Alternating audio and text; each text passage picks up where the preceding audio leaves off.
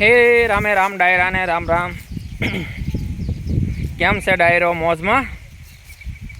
બસ મોજમાં રહેવું વાલા, મોજમાં.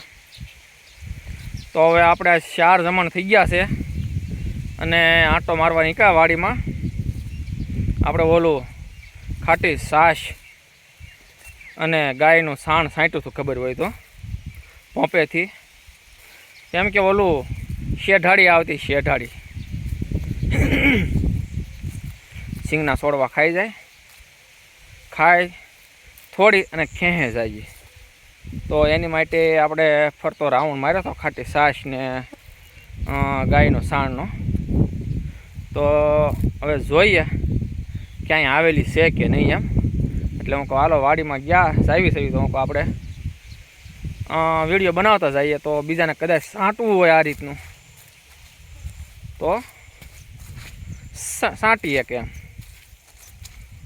તો હવે આપણે જો સિંગ પાસે તો પોગી ગયા.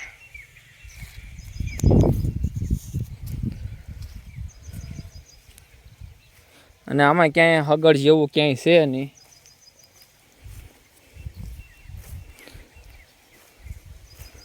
અને આમાં ક્યાંય તાજી ખેંચેલી છે નહીં 2 શરદીની, કે કાલની 2 શરદી પછીની ક્યાંય.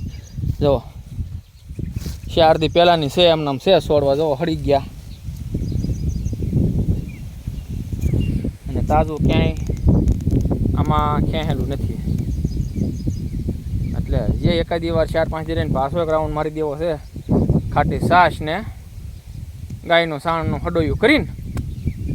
પંપમાં નાખીને ત્યારે આપણે પાણી ગાળવાની ગળણી રાખવી પડે.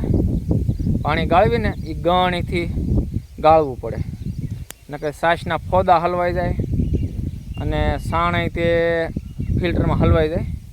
એટલે ગળણીથી ગાળીને પછી નાખવું પડે. નહીં, એનું રિઝલ્ટ સારું છે. કેટલા દી રહે? આપણે તો જે 4 દિવસ થયા છે. તો ખેંચેલી પહેલાંની છે એ જ તે જોઈ લો. નવું ક્યાંય ખેંચેલું છે નહીં. એટલે કેમ કે ખાટી છાશની વાસ આવે ગજબની, બહુ વાસ એની આવે બહુ. એટલે કદાચ ન આવતા હોય એવું છે.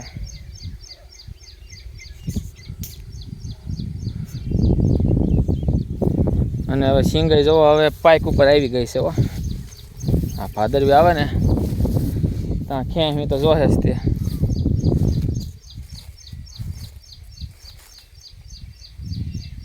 ભાદરવી પછી ખેંચવી જોહે. જો આમાં ક્યાંય હગડ છે નહીં. એટલે હજી એકાદી વાર સાંટી નાખવું છે. ખાટી છાશ તો પડી છે અને ગાયના સાણનું હડોયું કરીને ત્યાં પાછો રાઉન્ડ લઈ લેવો છે ફરતો ફરતો.